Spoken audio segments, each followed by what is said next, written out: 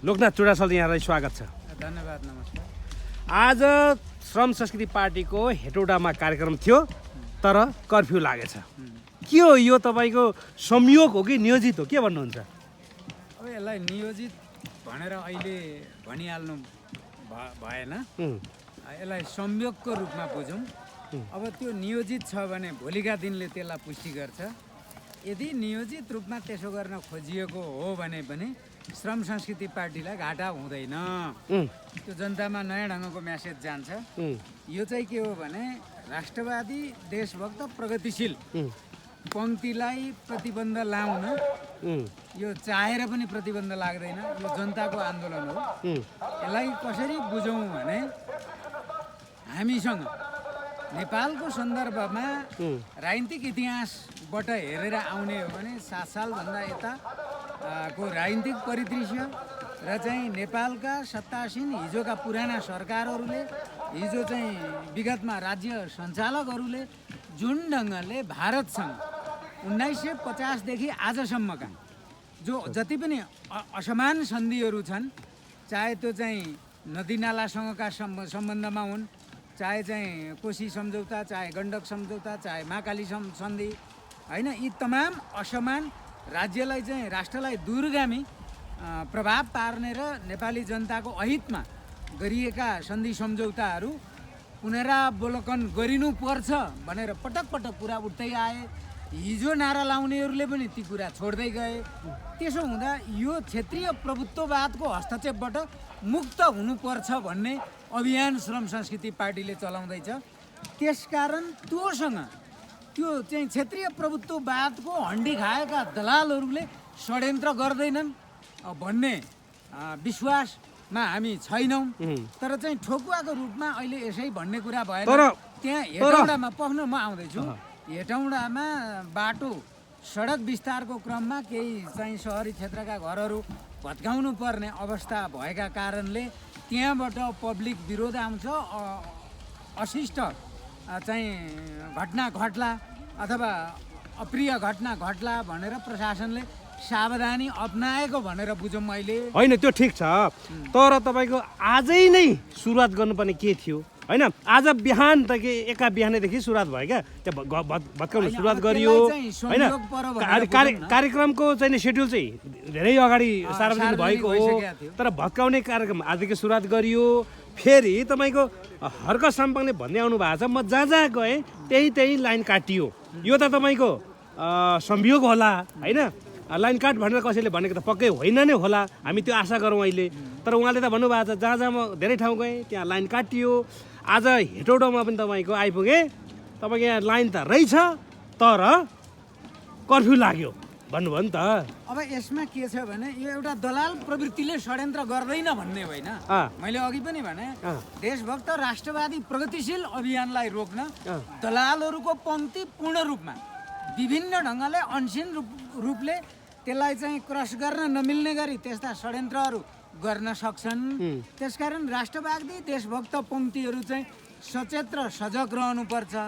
र सँगसँगै नेपालमा अर्को कुरा के छ भने तपाईँलाई एउटा पुरानो कुरा चाहिँ याद दिलाउँ। 2 वर्ष अगाडि नै समाजशास्त्री, होइन, मेरिडेसनले, होइन, उहाँले चाहिँ अमेरिकाले जो लगानी गर्दैछ यो एमसिसी चाहिँ नेपालका लागि हानिकारक हुन्छ भनेर समाजशास्त्री, समाजसेवी डाक्टर मेरिडेसनले योभन्दा 2.5 वर्ष अगाडि भिडियो फोरकास्ट गर्नुभएको छ। अहिले पनि सामाजिक सञ्जालमा मेरिडेसन को हुन् भनेर सर्च गरेर हेर्न सकिन्छ।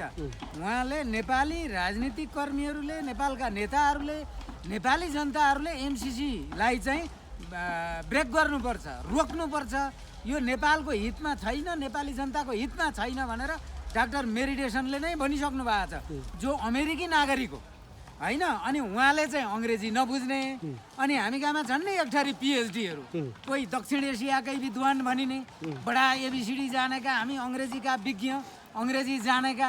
अब उनले चाहिँ एमसिसीको त्यो अङ्ग्रेजीमा लेखेको सम्झौता बुझ्ने, अनि डाक्टर मेरिडेसनले जो जन्मदै उनको जन्म मातृभाषा नै अङ्ग्रेजी, अनि समाजशास्त्रमा उनले पिएचडी गर्ने, अनि उनले अङ्ग्रेजी नबुझ्ने हुन्छ? अनि यसरी नेपाली जनतालाई बेकुफ बनाइएको छ। त्यसकारण यी पुराना पार्टीहरू भने व्याख्यात्मक टिप्पणी भन्दै होइन काङ्ग्रेस एमाले माओवादी सबै संसदमा ताली पिटेकै हुन् त।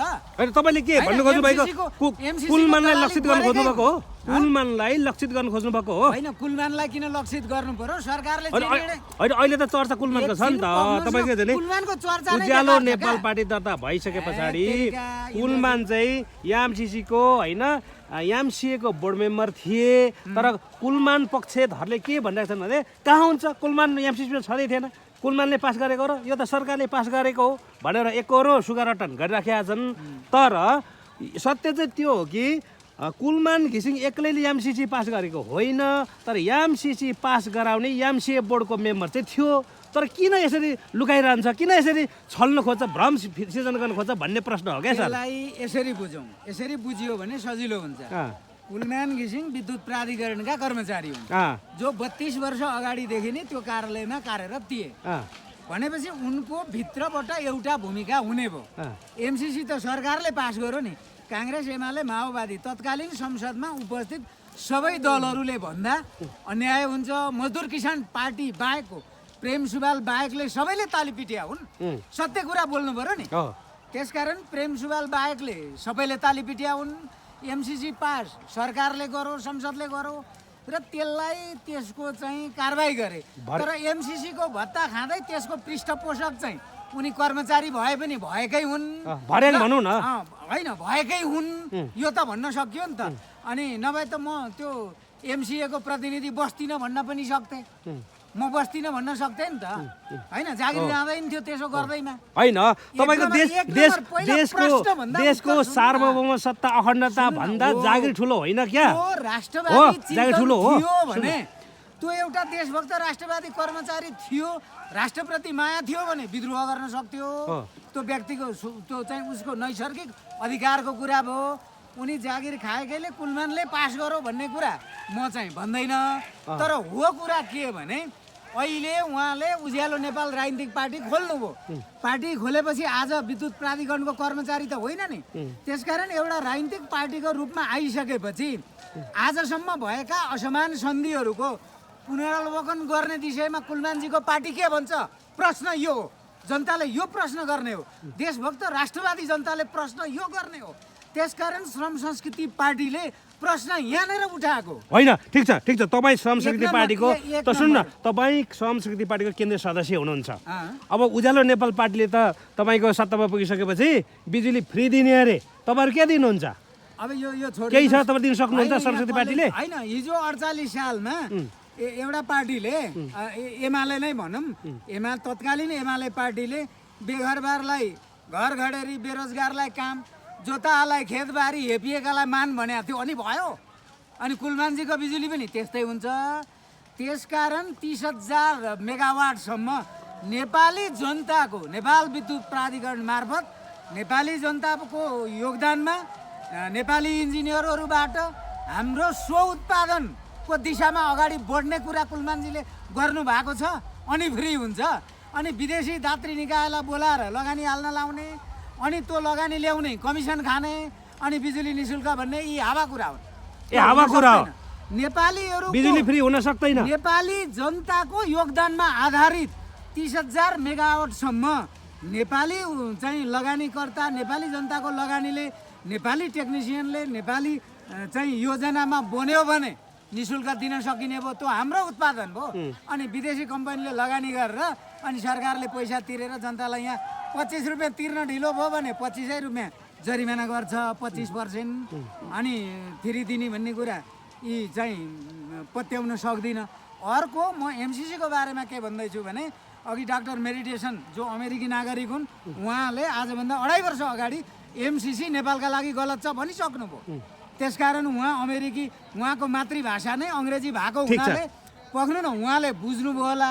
त्यसो हुँदाखेरि एमसिसी आयो। अहिले उज्यालो नेपाल पार्टी कुलमानजीले खोल्नुभयो र खोलिसकेपछि अब राजनीतिक रूपमा एमसिसी यो मुलुकमा ठिक छ भने, एमसिसी परियोजना ठिक छ भने 1 number, 2 number, 3 number, 4 number, 5 number कारण होला नि। ती 5वटा कारणले ठिक छ भनेर कुलमानजीले भन्नु पर्यो नि त। होइन, यहाँनिर ठिक हो भने कुलमानजीले भन्नु पर्यो।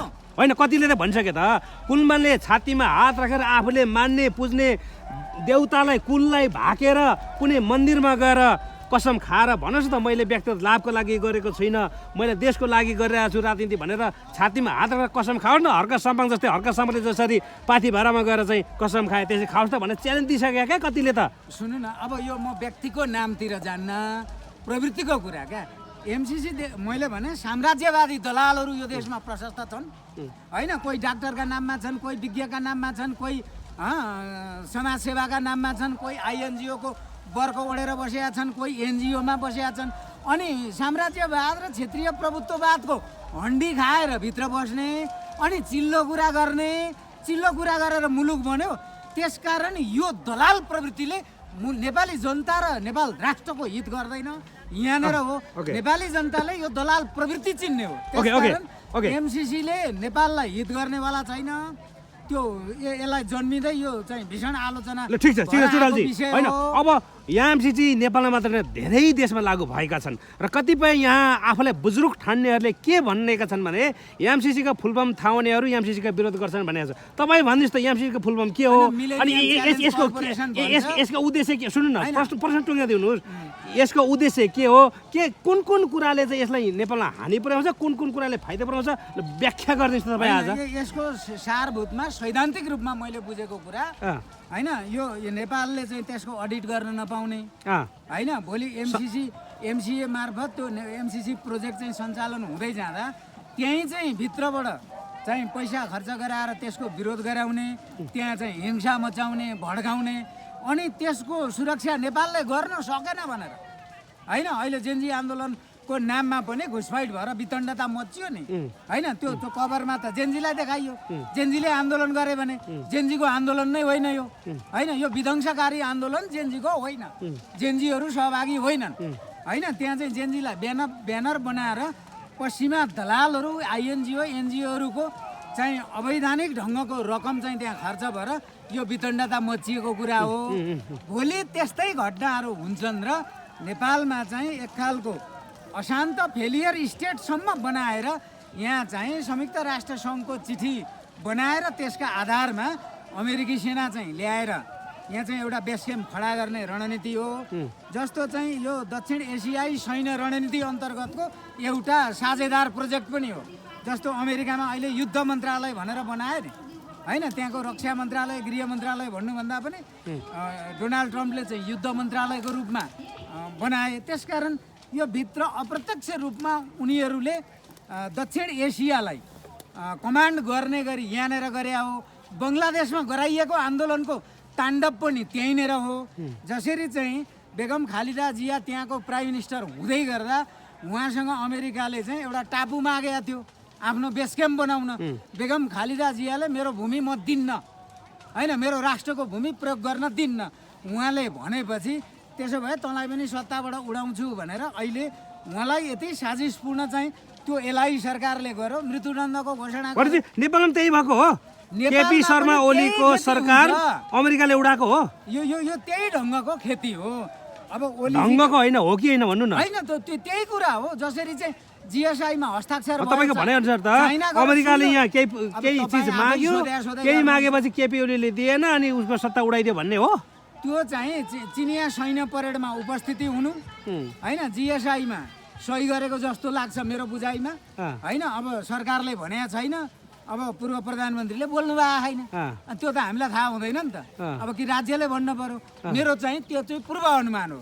जिएसआईमा पनि सही गर्नुभयो, त्यो भएपछि अमेरिकाको टाउको दुखाइ भयो। त्यसकारण भारतलाई पनि थोरै टाउको दुखो होला।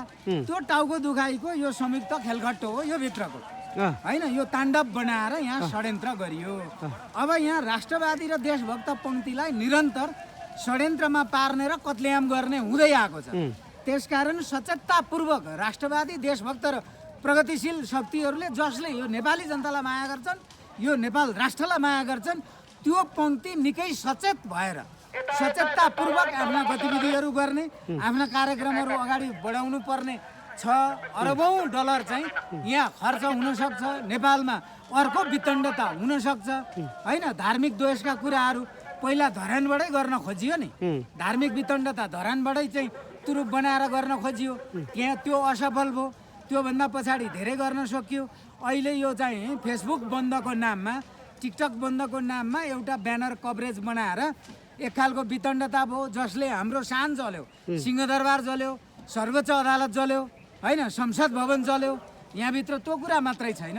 त्यसकारण भ्रष्टाचार भएको छ। राजनीतिक पार्टीहरूले भ्रष्टाचारलाई संरक्षण गरेका छन्, त्यो कुरा तोड्नुपर्छ।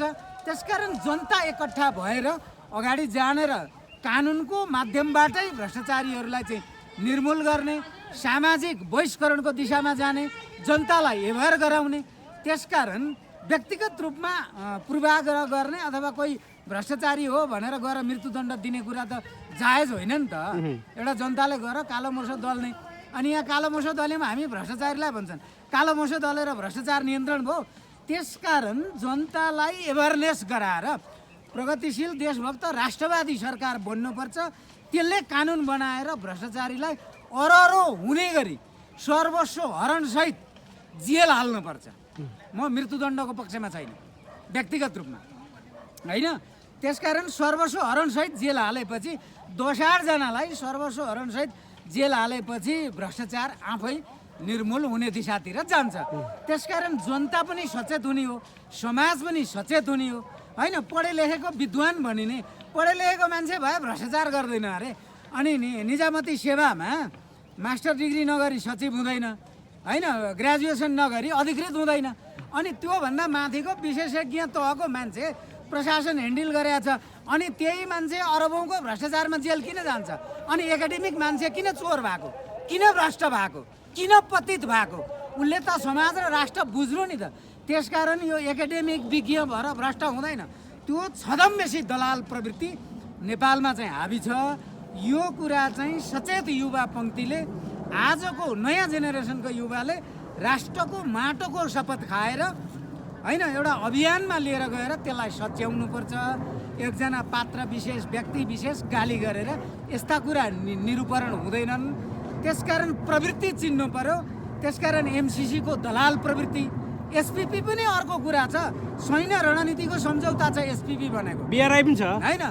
अब त्यसकारण बिआरआई त सैन्य रणनीति होइन नि त। बिआरआई त एउटा विकास प्रोजेक्ट हो नि त। यो त लिङ्क रोड, अन्तर्राष्ट्रिय रूपमा लिङ्क रोडको काम गर्ने हो नि त त्यसले त। त्यसकारण उसले त यहाँबाट त बाटो लिएर जाने कुरा हो। त्यसले तपाईँ हामी चाहिँ अथाह उत्पादन गऱ्यौँ भने, भोलि यहाँबाट चाहिँ चाइना जोड्ने मोटर बाटो भयो भने तपाईँको थुप्रै कृषि उत्पादन त चाइनातिर पनि जान्छ होला नि त। यहाँ त अर्ग्यानिक उत्पादन हुन्छ नि त। अर्ग्यानिक उत्पादन गरेर चाइना पठाउने हैसियत तपाईँ हामी नेपालीले विकास गर्नु पर्यो नि त। अनि त्यसकारण यो विकासका नाममा विरोध गर्ने होइन।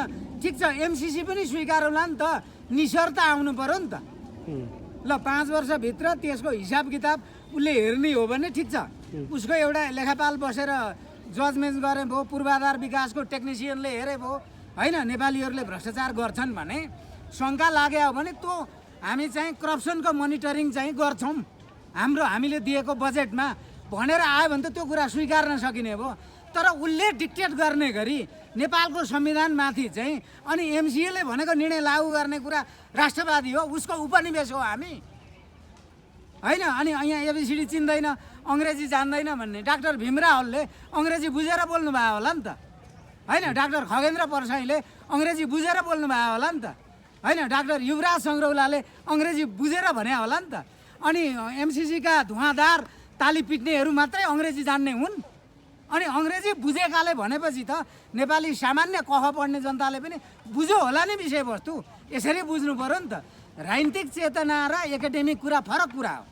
त्यसकारण अघि तपाईँले थुप्रै देशमा एमसिसी छ भन्नुभयो। थुप्रै देशमा एमसिसी 10वटा देशबाट त उठेर गइसक्यो त, फेल भयो त। श्रीलङ्कालाई एमसिसी लखेटेको होइन, श्रीलङ्कालाई अस्वीकार गर्यो त, होइन। त्यस्ता थुप्रै अर्को चाहिँ अफ्रिकन देशहरूले अस्वीकार गरेका छन्। अनि एमसिसी मान्दैनु पर्ने किन? अनि हामीलाई चाहिँदैन भन्दा पनि लैजा, लिनै पर्छ भनेर दबाब केका लागि हो? म तपाईँले दिएको खान्न मलाई पुग्छ भनेपछि अनि तपाईँ कचौरामा हालेर अनि मेरो मुख च्यातेर सहयोग गर्ने जे जति छन् ती सहयोग गर्नेहरूले पनि निस्वार्थ, अनि कुनै स्वार्थ बिना सहयोग पक्कै गरेन होला, होइन। नेपाल गरिब देश छ भनेर सहयोग गरेको हुन्थ्यो भने तपाईँको नेपालभन्दा धेरै गरिब अन्य धेरै राष्ट्र छन्, धेरै ठाउँ भोकमरी चलेको छ त्यहाँ गर्थ्यो होला नि त, किन नेपाललाई नै दिनुपर्ने, किन नेपालले लगाउनु पर्ने भन्ने एउटा कुरो होला क्या। होइन, यो भूराजनीतिक केन्द्र हो नि त, यो विश्व भूराजनीतिक मध्येको एउटा केन्द्र नेपाल पनि हो क्या, जो चाहिँ साम्राज्यवादले चाहिँ अब दक्षिण हाम्रो चाहिँ यो एसियाई महाशक्तिहरूलाई मिनिमाइज गर्न नेपाल जस्तो भूमि उपयोग गर्न खोजिएको कुरा हो। राजनीतिक र सैद्धान्तिक हिसाबले कुरा यो हो, त्यसका टेक्निकल प्राविधिक कुरा अरू होलान्, त्यो चाहिँ सम्बन्धित विषय विज्ञले व्यक्त गर्लान्। तर राजनीतिक रूपमा कुरा के हो भने यो चाहिँ सैन्य रणनीतिको केन्द्र बनाउन खोजेको। अनि त्यसको मतलब भोलि यहाँ चाहिँ यहाँबाट चीन विरुद्ध गतिविधि भयो भने नेपालको हालत के हुन्छ, त्यहाँतिरबाट समीक्षा गर्ने कि नगर्ने। त्यसकारण नेपाल र नेपाली जनतालाई माया गरे हो भने सहयोग देऊ, त्यसमा ट्रान्सपरेन्सी गराउनु पर्छ भने नीति ल्याऊ। अनि उनका बुँदाहरू, उनका सम्झौताका धाराहरू नेपालको कानुन आकर्षित हुँदैन। अनि एमसिसीकै प्रोजेक्टकै कानुन चाहिँ नेपालको संविधानभन्दा माथि हुन्छ भने नेपालको संविधानभन्दा माथि रहेर सम्झौता गरिने कुरा नै राष्ट्रघाती भने हो क्या। हामीले हाम्रो संविधान माथि हुन्छ, कुनै देशले दात्री राष्ट्रले दिएको सहयोग एउटा परियोजना संविधानले गभर्न नगर्ने कुरा हुन्छ, नेपालको कानुन नलाग्ने भन्ने कुरा हुन्छ, हो त्यही हानिकारक छ, त्यही कुरा खराब छ। अनि नेपालले गरेको अडिट अयोग्य हुने हुन्छ, अनि उहाँ अमेरिकाले गर्नुपर्ने अडिट। अनि त्यस्तो सहयोग हामीलाई किन चाहियो त? सहयोग दिन्छौँ भने ल पारस्परिक हितमा, अनि उसलाई सहयोग चाहिन्छ भनेर अमेरिकी सेना ल अमेरिकाले हामीलाई $10 अरब देला अरे, पैसा आउँछ, हामी पहाड खनेर सम्झाउँछौँ अरे, नेपाल मैदानै मात्रै हुन्छ अरे। कुनै एउटा विद्वानले त्यसो भन्यो अरे, बान्दिने $10 अरब दियो अनि यहाँ नेपालमा सैनिक क्याम्प राख्न दिने अमेरिकालाई, त्यो राष्ट्र विरुद्धको घात होइन। जसरी चाहिँ तिब्बत टुक्र्याउन साम्राज्यवाद लागिराखेको छ, अनि त्यसको गतिविधिको केन्द्र चाहिँ नेपाल हुने हो भने अनि चीनले हामीलाई पिरती लाउँछ, माया गर्छ, उसको सार्वभौमिकताको रक्षा गर्न अनि उसको सार्वभौम सत्ता विरुद्ध नेपाली भूमि प्रयोग हुन्छ, नेपालीहरू त्यहाँ लाग्छन् भनेपछि अनि चीनको चाहिँ आँखाको कसिङ्गर हामी बन्दैन, त्यति बेला के हुन्छ? त्यसकारण अहिले नयाँका नाममा केही होइन, युक्रेनको जेलेनेस्की प्रवृत्ति पनि जन्माइएको छ। यहाँ थुप्रै जेलेनेस्कीहरू आफूलाई नयाँ नयाँ भनेर आएका छन्। युक्रेनको हालत के भयो त्यो कुरा त सबैले देख्नु भएको छ नि, मैले भन्न पर्दैन। त्यसकारण त्यही अभिगत हुँदैछ। त्यसकारण अनि अब अर्को कुरा पनि भने मैले सँगसँगै छोटोमा 2 मिनट होइन, नयाँ नयाँको एकता गर्नुपर्छ अरे, ठिक छ, नयाँ नयाँको एकता गर्ने, तर विचार, नीति, विधि, योजना, गन्तव्य, उद्देश्यका आधारमा हुने होला नि त। एमसिसी विरुद्धको नयाँ भनिनेहरूको धारणा के हो? श्रम संस्कृति पार्टीले त त्यसलाई चाहिँ हाम्रो अध्यक्षले हिजो इन्डिपेन्डेन्ट एउटा नागरिक मात्रै हुँदा पनि खुल्ला मैदानबाट विरोध गरेर आउनु भएको हो। मैले यो विषय मैले भनेको छु के, मैले भन्ने गरेको छु, टाउको जबरजस्ती मिलायो भने त्यो अप्राकृतिक मिलन हुन्छ होइन। साँच्चीकै मिल्नलाई त विचार, सिद्धान्त, भावना, चाहना, मन मिल्नुपर्छ अनि मिलन हुन्छ, होइन भने जबरजस्ती चाहिँ कुलमान र हर्कासँग मिल भनेर प्रेस गऱ्यो भने र मिल्यो भने टाउको त मिल्न सक्ला एकछिनको लागि, तर त्यो प्राकृतिक मिलन हुँदैन, अप्राकृतिक मिलन हुन्छ। त्यसले दिने प्रतिफल चाहिँ फेरि त्यो अनुसार हुन्छ। अब सुन्नु न, भ्रमको राजनीति कति गर्ने भन्ने छ क्या अरूले, तपाईँ भ्रमको राजनीति अब चाहिँ नेता मिले जस्तो गर्ने अनि त्यही सत्ताको लागि चाहिँ सत्ता आइन्जेलसम्म मिल्ने, भोलि गएर छुट्ने, यो त जनतालाई भ्रम छ रे। म त्यही एकताको सन्दर्भमा यो धेरै साथीहरूले उठाउनु भएको छ, नयाँ के मानेमा हो क्या। अनि यी असमान सन्धि सम्झौता पनि यिनै हुन्, पुरानाले जे गरे त्यही गर्ने, अनुहार मात्रै नयाँ भनिया हो। नीति, योजना, विचार, लक्ष्य, उद्देश्य, गन्तव्य, नेपाल राष्ट्रलाई कहाँ पुर्याउने, कुन विधिले पुर्याउने, कस्तो योजनामा जाने होइन, साम्राज्यवादलाई परास्त गर्न कुन योजना बनाउने, साम्राज्यवाद विरुद्ध लड्ने कि नलड्ने, क्षेत्रीय प्रभुत्ववाद विरुद्ध लड्ने कि नलड्ने होइन, भारतीय हस्तक्षेप स्वीकारेर बसिरहने अनि नयाँ हुने हुन्छ। साम्राज्यवादले जे गर्छ होइन, पश्चिमा शक्तिले जे थोपर्छ त्यो सबै स्वीकार्ने हो भने त्यो कसरी नयाँ हुन्छ? त्यो कुरा त पुरानाले स्वीकारेकै छन् त, काङ्ग्रेसले पनि स्वीकारो, एमाले पनि स्वीकारो, इभन माओवादीले समेत स्वीकारो। अनि त्यसो भए त सबै मिला नि त, काङ्ग्रेस, एमाले, माओवादी, नयाँ पुराना एउटै पार्टी बनाऊ न, नेपाली पार्टी भन, एकता गर, सकिएको अनि यो 100वटा पार्टी किन चाहियो? त्यसकारण विचार भावना र राजनीतिक उद्देश्य मिलेन भने एकता गर्नु हुँदैन, त्यो प्रतिपादक हुन्छ। आफ्ना ढङ्गले, आफ्ना सामर्थ्यले, आफ्नो क्षमताले जति अगाडि जान सकिएला, 10 वर्ष लाग्ला, ढिलो होला, तर राष्ट्र र जनताको पक्षमा होइन, साम्राज्यवाद विरोधी कित्तामा चाहिँ विरुद्धमा उभिरहने हो, जनतालाई आह्वान गरिरहने हो, जनताको बिचमा जाने हो, क्षेत्रीय प्रभुत्ववाद विरुद्ध जाने हो। अनि नेपालको सेना धेरै भयो, सेना चाहिँ घटाइहाल्नुपर्छ, यहाँ अर्थतन्त्र बढ्छ अरे। सेनाको सङ्ख्या घटाउनु र बढाउनुले अर्थतन्त्रमा टेवा पुग्ने कुरा हुन्छ? कृषि उत्पादनमा जानु पर्यो नि, पर्यटनको चाहिँ चरम विकासमा जानु पर्यो नि, राष्ट्रलाई आर्थिक उपार्जनको बाटो हो भने। अनि यहाँ सेनाको सङ्ख्या 20,000 मात्रै राखौँ, 30,000 मात्रै राखौँ भन्नेहरूसँग एकता गर्दा भोलि यो राष्ट्रमाथि साम्राज्यवादले, क्षेत्रीय विस्तारवादले होइन एक ढङ्गले चाहिँ उठाएर हस्तक्षेप गऱ्यो भने त्यस्ता विद्रोहहरू नियन्त्रण गर्न पनि राज्यको चाहिँ सेना भनेको राष्ट्रको मेरुदण्ड हो। त्यसलाई आधुनिकीकरण गरिनुपर्छ र चाहिँ आधुनिक हात हतियारले सुसज्जित बनाएर राष्ट्रको रक्षा गर्ने सामर्थ्यको सेना निर्माण गर्नुपर्छ। त्यतातिर कुरा नगर्ने, त्यतातिर नजाने, कृषि उत्पादनको कुरा छैन, किसानहरूलाई राहत दिने कुरा छैन, आम युवाहरूलाई कृषि उत्पादनमा केन्द्रित गर्ने राष्ट्रिय योजना छैन, राजनीतिक योजना छैन। अनि त्यहाँबाट यो सबै कुरा हुन्छ। अनि यहाँ बिजुली फ्री दिन्छु, भोलि अर्को पार्टी आउला चामल फ्री दिन्छु भन्ने, कहाँबाट ल्याएर फ्री दिन्छ? देशलाई चाहिने बिजुली उत्पादन भएको छैन, पार्टी आएपछि बिजुली, कुलमानजीको खल्तीमा छ बिजुली, बिजुली ब्याङ्क हो उहाँ। त्यसकारण यस्ता नपुग्ने कुरा नगरौँ। त्यो कुरा चाहिँ कस्तो भयो भने निवर्तमान प्रधानमन्त्री केपी ओलीज्यूले घर घरमा ग्यासको पाइप दिने होइन, पानी जहाज चलाउने हो, यस्तै कुरा हो। त्यसकारण मैले व्यक्तिगत रूपमा आलोचना गर्दैन, सैद्धान्तिक रूपमा के हो भने साम्राज्यवाद, क्षेत्रीय विस्तारवाद विरुद्ध र चाहिँ राष्ट्रिय स्वाधीनता र सार्वभौमिकताको पक्षमा, राष्ट्रिय स्वतन्त्रताको पक्षमा, नेपाली जनताको आत्मसम्मान र स्वाभिमानको पक्षमा प्रष्ट ढङ्गले उभिने विचार र राजनीतिसँग श्रम संस्कृति पार्टी हमेसा एकता गर्छ। छदम बेसी बर्को ओढेका दलाल प्रवृत्तिहरूसँग श्रम संस्कृति पार्टी एकता गर्छ। हस्, थ्याङ्क यू सर। हस्, धन्यवाद, नमस्कार।